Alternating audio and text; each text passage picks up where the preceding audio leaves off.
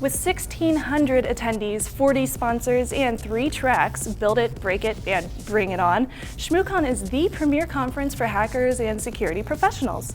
Since 2005, we have had the pleasure of coming here to talk to the best and brightest hackers in our community. So today, we would like to bring to you our interviews and conversations that have tickled our technolust. Yeah, hook me up, I'm ready.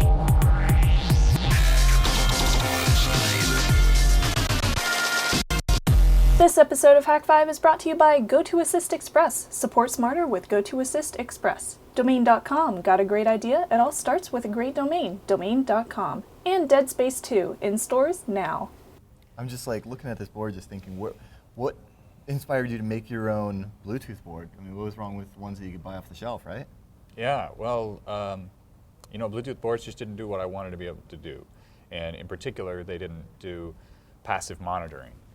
Like put it in promiscuous mode like you would with a Exactly, Wi-Fi card? Exactly. And you can take a Wi-Fi card off the shelf, doesn't cost very much money, plug it in, run Wireshark, run Kismet, and tools like that you just can't use or haven't been able to use with Bluetooth because the off-the-shelf equipment doesn't have that monitor mode capability. Well, so are you saying that with this you can just fire up Wireshark and sniff Bluetooth packets? That's the idea. Yeah, I'm demonstrating today how to use this with Kismet. You just plug it in and run Kismet with this plug-in to talk to this board, and you can sniff Bluetooth packets.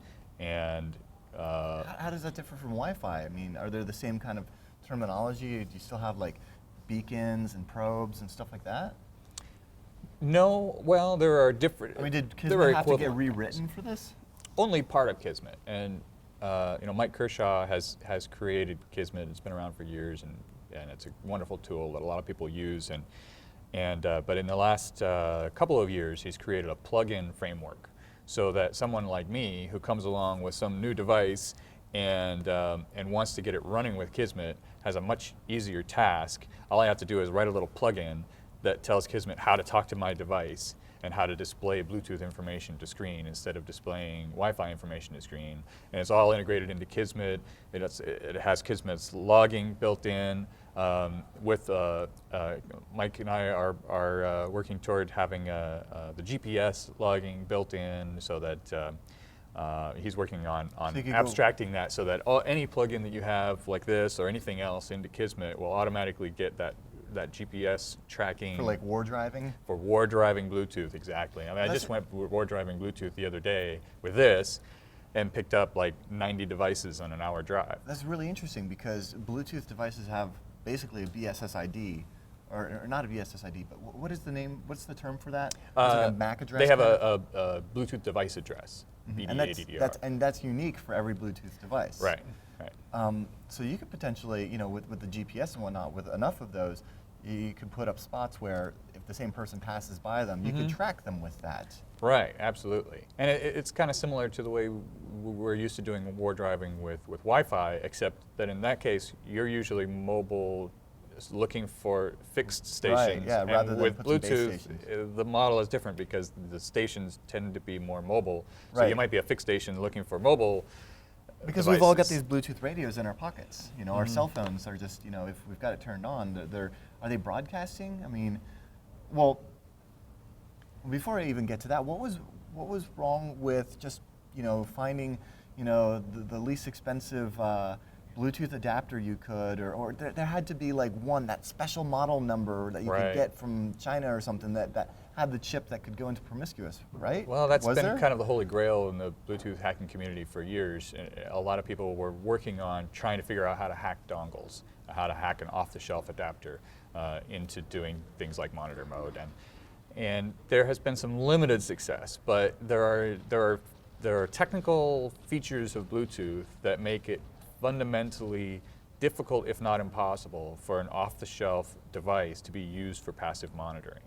And there are technical challenges that have solutions. Like 2 years ago at Shmoocon 5, Dominic Spill and I presented building an all-channel Bluetooth monitor, and we showed some techniques. Right, but that was using like a USRP. That was using a USRP, but it was a proof of concept that showed that these challenges can be overcome. But they're more expensive, more complicated challenges than to do passive monitoring than for normal Bluetooth operations. So it's unlikely that a consumer Bluetooth product is going to support passive monitoring because it wouldn't be designed for that. Yeah, so that's what you did. So there was nothing out there. You had to go out and design a Bluetooth adapter specifically for monitor mode. Does it also allow you to do things like packet injection? Yes, and that's actually, my original plan was that it would just be a sniffer, but I eventually migrated toward this, this architecture that uses a wireless transceiver, so it has capability to both receive and transmit. And it potentially has capability to work with other technologies. Like right now I'm just doing Bluetooth basic rate, which is like what most Bluetooth packets are. But there's a new Bluetooth low energy standard that devices are just about to hit the streets. This will be able to do sniffing and injection of Bluetooth low energy, and potentially some other technologies in the 2.4 gigahertz band as well. So how do you go from security researcher to chip designer? Well, I didn't. I mean, this isn't off the shelf, so I mean, was there a reference board that you used and then made modifications to? Yeah, it's. I didn't design any of the chips on there, but I put them all together and designed the circuit board. And really, when I started this project 2 years ago, I didn't know much about electronics at all. Yeah. I knew a bit about software radio and software in general, but I didn't. I had never designed a circuit board, for example, ever. So getting from there to here has been quite a journey. I've learned a lot. Yeah. And did you like partner with a chip designer or a manufacturer? No. How hands-on did you have to get? I mean, were you sitting there with a soldering iron late at night and Yes. a bunch of chips on a breadboard? There were a lot Really? of late nights with soldering irons. Oh yes. my gosh, that's just awesome. You must have learned so much. And then what is it to take, so I'm assuming at some certain point, you've got this giant breadboard with all of these wires going everywhere, and it's hooked up to your laptop, and you're trying things, and then voila, hey, it's actually working. Right. Is right. I remember specifically is it the an first Bluetooth anticlimactic packet. moment? No, I was so excited when I decoded that first Bluetooth packet. Yeah. Because I had done the decoding with GNU Radio and the USRP, and so I knew exactly what needed to be done. And I knew from the software side, this plugs into a host computer and runs Right, some last software. year you were talking about using Wireshark for Bluetooth. Sure. So you already had that bit. Right, yeah, there's already a Wireshark plugin ready for this to be sending packets to. And so I had a lot of that groundwork already laid, and it was just a matter of getting the packets to be delivered, decoded and delivered to the PC. And when I got that first with my prototype, a couple of prototype boards strung together with all these wires all over the place. Hello world. And I just picked up my first Bluetooth packet, and I was so excited. And at the moment, what, did you pull out the digital camera and take a picture? Yes. And then write down where everything is connected and Right. try to turn that into it. So how do you get from that breadboard to circuit board? How do you? And I'm assuming this is not the only one. There are 4 working models so far. Oh, so you've had these made in the U.S. Yeah, well, I made them myself. Wow. So like this one, this is one of 4. The first one I just got working. So you did all of this this surface mount particular soldering? model. Ooh. Of this particular model, this is the first one got working on Tuesday, and I got 3 more working since then, and I'm giving them all away this weekend, and I'm going to try to make some more. Yeah. Yeah. Was that your goal? Is to go into manufacturing of Bluetooth dongles, or Not originally. Because you're just scratching an itch, right? I mean, Right. this is totally the hacker mentality. It's like, I want to do such and such, and then there's everybody else that's interested as well. Right. I mean, I'm sure you've been hit up for more than just 4 dongles since you got here. Yes, I have. Yeah. And really the primary goal for this project from the get-go was to bring Bluetooth monitoring technology to everybody, right? I wanted to have an open source solution that anybody can build, that's an affordable thing. So is the hardware open source? The hardware is fully open source. So you can download, it's designed in KiCad, which is an open source electronic design automation package.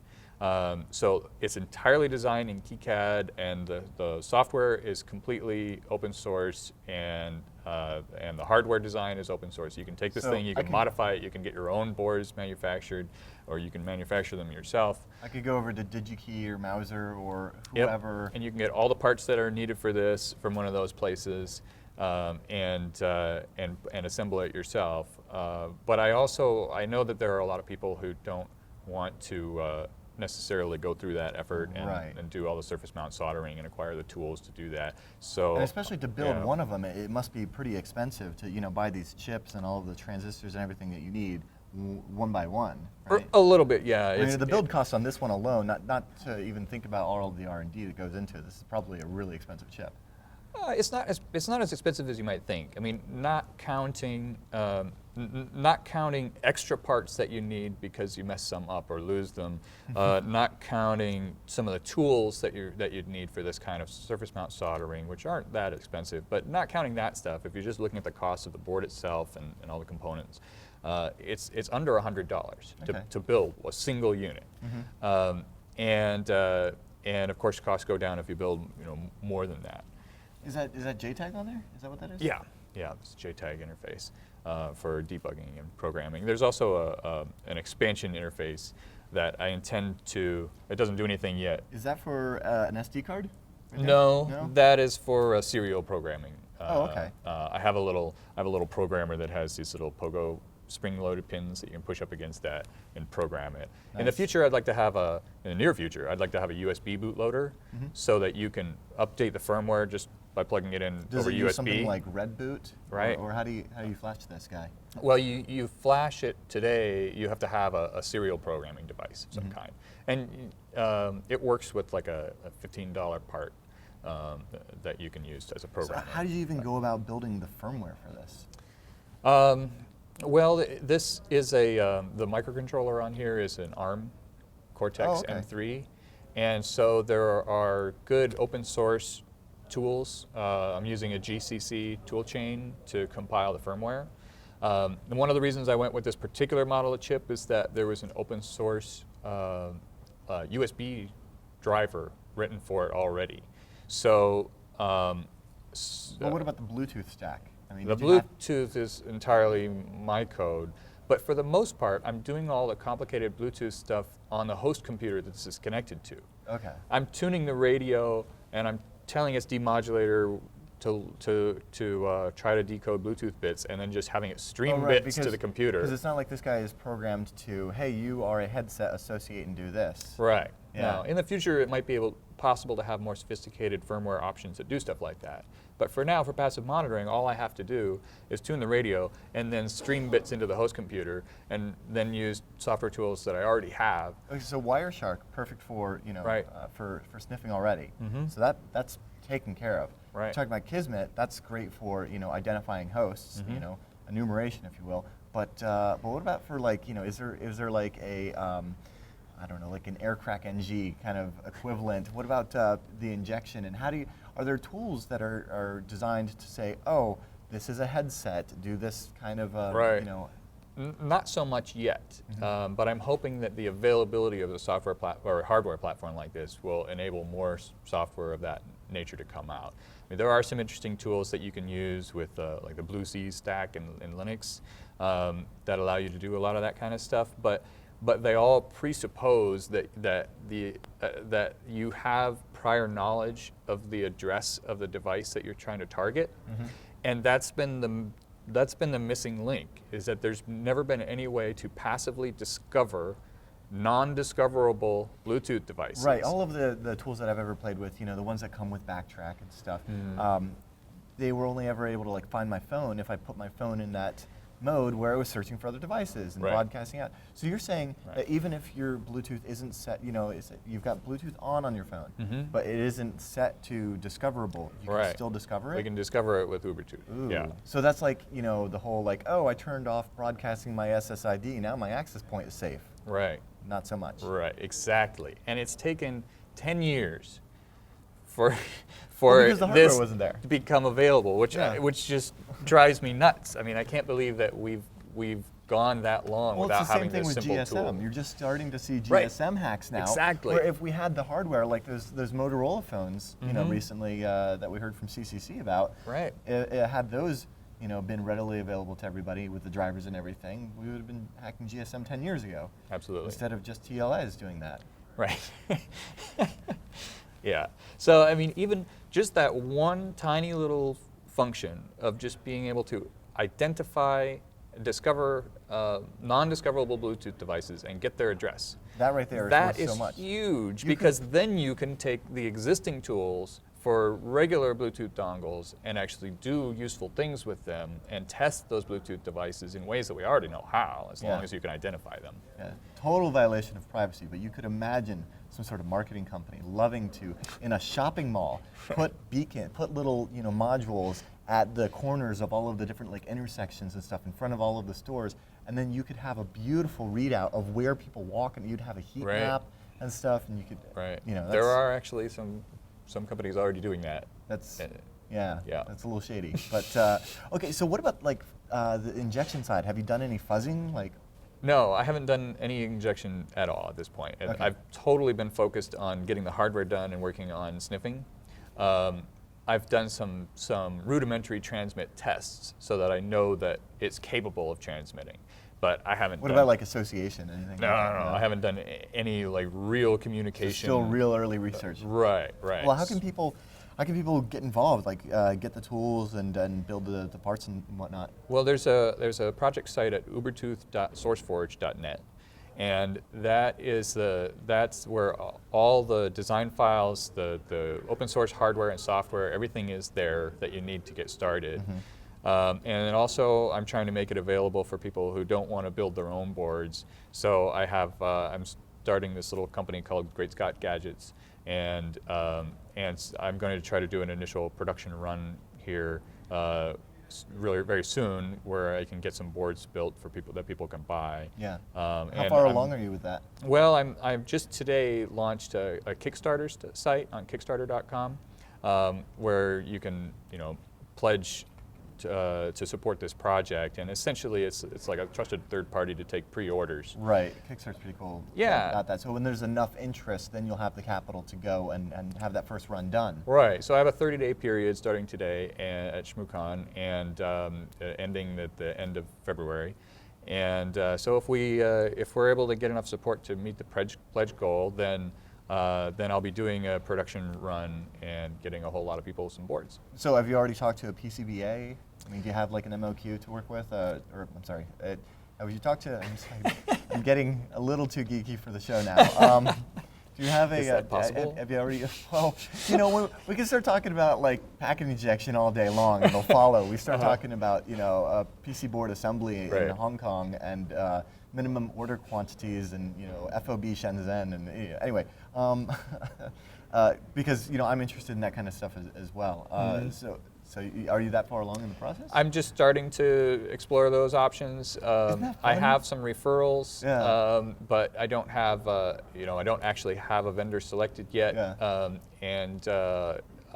So I'm still looking for more referrals and looking around at what the best way is to get these manufactured.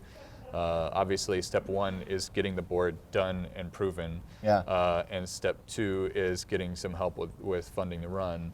And step three is actually building it. Yeah. Isn't that an exciting thing though? Because that in of itself is hacking a new system. When you're just like, I've never built computer chips in China, but hey, like whole new world of stuff to learn. Yeah. That's great, man.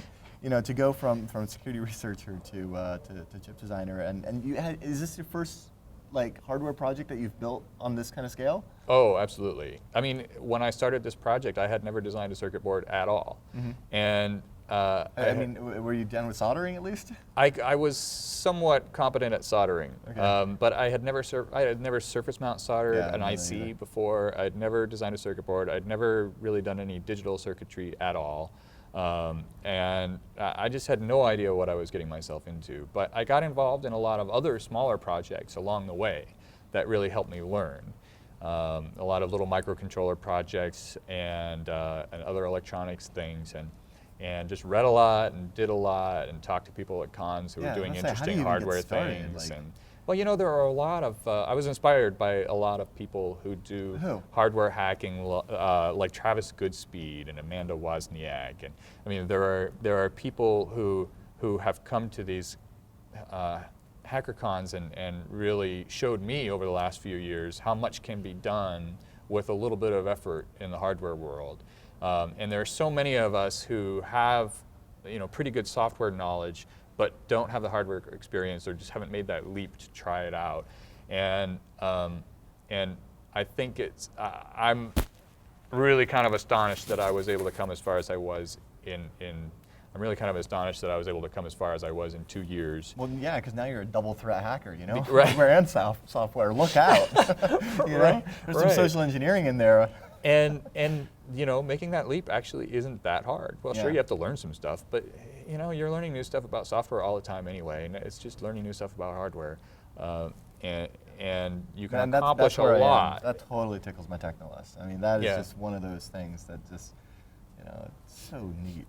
It's like the first time you ever, you know, got like, you know, a bash prompt or whatever. Right. You know? Right. It's like all of a sudden the world looks so much bigger. Uh-huh. Yeah. It does. It really does. I mean, so many, I'm continually amazed by the fact that we've put up with a lack of tools for Bluetooth for 10 years. Mm-hmm. There are 1 billion Bluetooth devices manufactured on this planet every year, which I believe is more than Wi-Fi. And yet we just, I mean, as security professionals, we have just ignored security vulnerabilities in Bluetooth because of a lack of tools. And I don't think that is a good enough excuse. If I'm able to build something like this with zero electronics experience before, you know, why didn't somebody else beat me to it? We really, as a community, I think we're getting more into hardware and we're realizing more that we can do this stuff. Well, there's a ton of stuff with like, especially the Arduino hacking scene. Was there not an option there for you to like just go through and do that with like an Arduino and some special, you know, riser boards or whatever? Sure. And actually the first working prototype I had of this architecture was a little breakout board for the wireless transceiver chip connected to a microcontroller development platform, which could have been an Arduino, but I wanted to have something that I could eventually shrink into a smaller form factor and have integrated USB. So I didn't use the Arduino in particular, but that's an example of the type of tool that absolutely could be used to prototype this stuff. And the popularity of that, you know, kind of microcontroller hobby scene is just enormous and skyrocketing, and it's really it has an important overlap with the hacker community.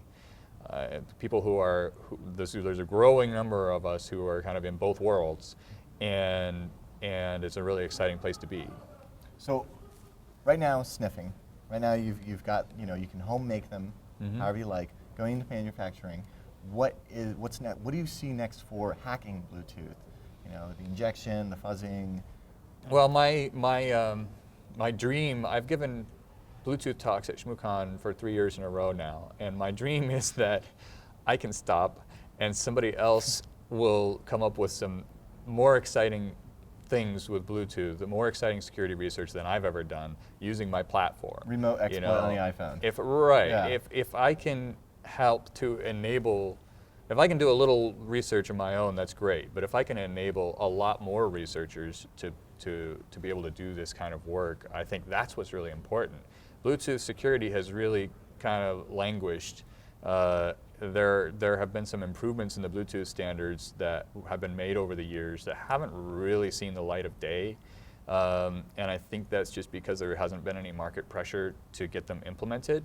Whereas if you look at Wi-Fi security, right, early on we had tools like monitor mode and injection that, you know, within, I don't remember exactly, but within like 2 or 3 years of the first mass market Wi-Fi devices, everything was blown wide open, WEP was broken, there were tools like AirSnort available, and that anybody could implement at a low cost. It was immediate because all of them were the same, and whereas Bluetooth, you have different flavors of the spec. You've got this one is an A2DP, this one is a headset, this one is That's all of these true, different things. but those are all kind of higher level flavors. They all operate on the same lower level. Okay. And like what I'm looking at from my perspective, doing this passive monitoring, they all look the same to me. 2.4 gigahertz is 2.4 Right. gigahertz. And so Wi-Fi has had the benefit of that early security research, and Wi-Fi security used to suck, but now it's pretty good. Yeah, because there's no lack of exploits or hackers out there,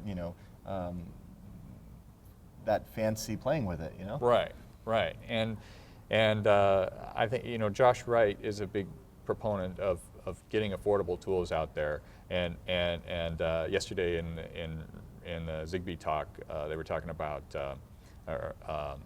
Wright's law, which if I may paraphrase, it is vulnerabilities will be ignored until tools are accessible, and that totally was true with Wi-Fi. And I think it's true with Bluetooth as well. With Wi-Fi, we had the tools earlier on, and we actually made progress, and we have a more secure standard now. With Bluetooth, we haven't had the tools, and we still don't have secure systems. It's the same that we're starting to see with GSM. And that's interesting to see, rather than a very general purpose device like the USRP, which is, for most people, inaccessible just because of the cost, and then something like this where, if you get that done overseas or something, you could bring that down to nothing, and then we could all be hacking Bluetooth. Right. Yeah. Right. It's really interesting. Man, I love talking to you about this stuff. It's so great. What have I not asked you? What have you not asked me? What does everybody at home need to know that we haven't touched on? What does everybody at home need to know? I don't know. I think we've covered all the important points. I mean, we talked about it's open source. There's That's so great of you to open source Forge. the hardware too. That's so cool. Oh, absolutely. I mean, that's a core principle of mine. And I wasn't going to do this project in any other way.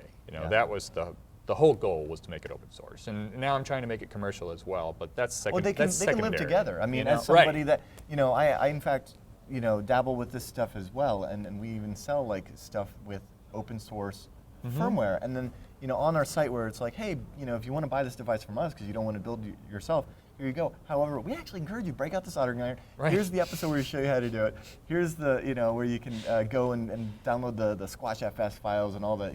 Flash your own, whatever. Yeah. Yeah, and I think that, and there are a growing number of people and companies who are actually commercializing open source hardware in this way where.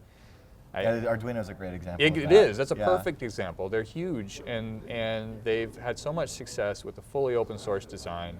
And there are clones and variations all over the place, and that doesn't diminish their success in any way. No, not at all. You're right. There are some closed source clones. There are some closed source hardware clones that can actually use the open source software. Right. And hey, that's like, why not? You know, if that's what you want to do. Right. Right. Yeah, it's such a great world we live in that aspect. And thank you so much for making this more accessible for everybody. I'm sure at the next Shmoocon, it's not going to be just you talking about Bluetooth. There's going to be like 40 other hackers that have broken everything. What do you think's going down first, iPhone or Android? That's what I want to know. BlackBerry. Nice. Yes. Yeah. Our camera guy, Jason over here, is nodding his head. Yeah. He may have had a little security research fun with it. Some of those devices too. Yeah. Excellent. Dude, it's been a pleasure. Thank you so much. Excellent for having me. As you guys know, there are a variety of tools on the market that will allow you to do remote assistance on another person's computer. But the only one that I rely on is GoToAssist Express, brought to you by Citrix. The reason? Well, the exceptional performance, the ease of use, and the security. There's no IT maintenance or updating required. It's fast. You'll be viewing your client's computer and troubleshooting in just seconds. Plus, it supports clients' computers even when they're away from their desk. You can try GoToAssist Express free for 30 days. For this special offer, you must visit gotoassist.com/Hak5. Again, that's gotoassist.com/HAK5 for a free trial. Johnny, it's good to see you again, man. It's good to see you at the Shmoocon. So, for those that are, not cool like us and not in the know, give me that elevator pitch, 30-second. Hackers for Charity. What is it? Okay. So, Hackers for Charity is basically an organization for hackers. It's a charity for hackers. We supported, EFF, which is absolutely great, and Red Cross, which is awesome. But we never really had anything that spoke to who we were. Technologists, right? Oh, yeah, for sure. HFC is that. Let's Cool. take what we have and use it for good, for people that need it. Now, how did you go from hacker to a philanthropist? It was kind of an accident in some way. Really? My wife went to Uganda on a short missions trip and Cool. brought back this footage, which just rocked my world. Really? Saw these kids. What kind of footage? It's stuff that you're used to seeing. Yeah. Absolutely, absolute poverty, kids that have nothing. But this was my wife was seeing this. Yeah. But these kids weren't the sad kids that you're used to seeing. These kids were happy. Because And that's I what was they're like, used to. Yeah, they had so much joy, but they had nothing, Aw. And I was like, I was comfortable and happy and everything with my career and my life, but I was kind of miserable. Yeah. And I was like, what do these kids have that I don't? So I went to Uganda with her, and they put me to work doing computer stuff. Aw. And I found that computer work in a place like Uganda, a third world country, can have such an incredible impact. And Oh, that for sure. there's all these people that are out in the world trying to help the poor that have computer problems. Yeah. And they have no idea what to do. They don't know what to do about it. And so No basically fixes. we're alongside them, and we're doing our best to help them with their technology issues so they can, save people that are in desperate need. No, you just went over to Uganda, right? Yes, You just got back? actually, we've been there for about a year and a half at this point. Okay. And Wow. yeah, one of the No wonder things I didn't see you last year. Yeah, I took a complete year off. I mean, I had absolutely no conferences. I didn't do any speaking, Wow. and I missed it. I really missed it. Yeah. But at We this missed you point, too, man. Yeah, it's good to be missed. But after a year of being there, Yeah. we got involved in so many projects that I was like, if we're going to have a good impact on what we're trying to do, we need to stay longer. Mm-hmm. So at this point, we are permanently based in Uganda. We live there. Really? Yeah. Wow. And So are you just back for a short visit right now? I'm here for Shmoocon. Wow, and to hang out that's with so you guys. cool, man. Yeah. Oh, of course. Yes. We're cool. I mean, Yes. who doesn't Can't want to hang deny out that. with us? So what other conventions do you go to? DEF normally? CON and Shmoocon are the two biggest. Okay. Shmoocon is very close to my hometown. I'm a member of the Shmoo group, and Mm-hmm. so this conference is really close to my heart. And of course, DEF CON is the longest standing, and Yeah, so those are the it's the two big that one. I'm going to be at pretty much from here on out. Cool, awesome. So you're planning to come back like every year for those? I've got to. I got to get Yeah. my fix. I mean, we're gonna miss you if you don't come back. Yeah. Come It's visit good us to and be tell you missed. what's new, It's gonna man. be- What's it's new good with to be Hackers for missed. Charity? That's Thank you. very true. So for all the hackers out there that really want to get involved, like, can they bring in hardware? Can they donate money? Can they Yeah. donate their time or Yeah, anything like the that? hardware thing was a problem for a long time because shipping stuff to Uganda is expensive. Yeah. So we Yeah, don't I we know. don't ship a whole lot of stuff anymore. Yeah. What we do is we try to take that hardware and use it locally. Our biggest need right now, we still need money. Okay. We're operating on a budget of about $20,000 US a year, which Wow. isn't much.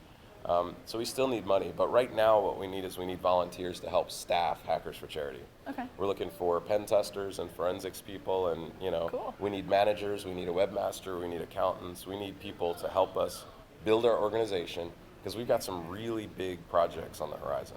You smart guys out there, you hear that? Yes. Pay attention, send him an email.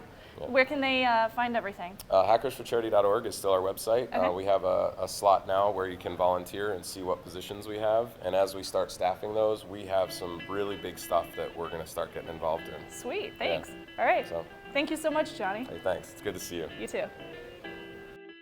Running your own server doesn't have to cost a fortune. Domain.com virtual private servers start at just $34.95 a month and include all of the tools that you need to manage any size website. In fact, our own site Hak5.org is running on one now. Take charge with cPanel, Plesk, or even SSHN with root access. As a Hak5 viewer, you can get 15% off your order at checkout when you use coupon code HAK5. Got a great idea? It all starts with a great domain, domain.com. Isaac Clarke returns for another blood-curdling adventure in the sequel to Visceral Games' critically acclaimed blockbuster Dead Space. After waking from a coma on a massive space city known as the Sprawl, the lone survivor of a horrific alien infestation finds himself confronting a catastrophic new nightmare. Equipped with a new arsenal of tools to dismember the necromorphs, Isaac will face the challenge head-on. Fire up Isaac's suit boosters to rocket around in zero gravity like never before. Explore the depths of the Sprawl and encounter new weightless combat and physics-based puzzles with full 360 degrees movement. For the first time, experience the horror of a necromorph outbreak with others. Fight in skirmishes around the Sprawl and strategically dismember your friends in online multiplayer gameplay. Dead Space 2 is in stores now. So that about wraps up this episode of Hak5, but first you may be wondering why we didn't actually go and record in the talk rooms or the vendor area, one of the ballrooms where people are actually at. Where is everybody? Well, that's because we respect the privacy of all the hackers and the security professionals that decided to come to this conference. So we decided to take it outside so they can have their privacy. And we would also like to thank all of the people who spoke to us, all the fans that came up to us, and everyone who let us interview them. Thank you so, so much. Now, last but not least, my usual, if you have a Technolust photo of the week, like James with his corkboard mounted server, make sure to email your photos over at feedback@hak5.org. Also, the fastest and easiest way to help your favorite podcast is by subscribing on iTunes and YouTube, or you can go over to hak5.org/subscribe to find out all the details. And you can get some really cool swag and Hak5 goodies over at hak5.org/store, like our newly restocked Hak5 t-shirts. Last but not least, until next week, which will be part 2 of 2 of Shmoocon, I'm Shannon Morse. Remember to trust your Technolust. I'm melting. Get that sunbeam out of my eyes. It's blinding me.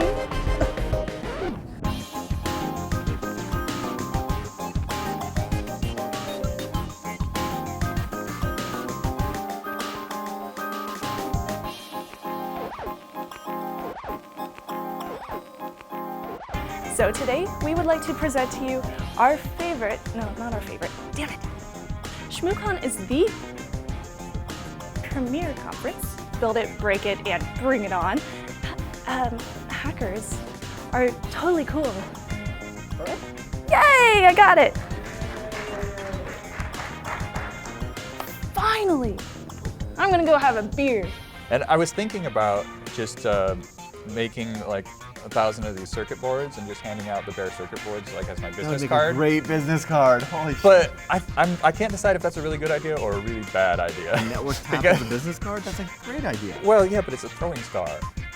So Go here and get your children. My fear is that I'm going to see my throwing star, a photo of my throwing star sticking out of somebody's skull on a newspaper with my name visible on it. Nice.